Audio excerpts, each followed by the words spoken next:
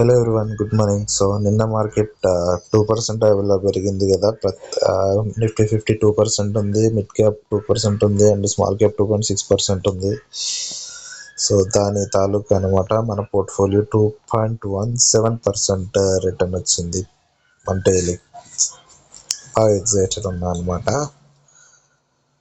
So day చేంజ్లోకి వెళ్ళి చూసుకుంటే returns ఇవన్నమాట, ఓవరాల్ రిటర్న్స్.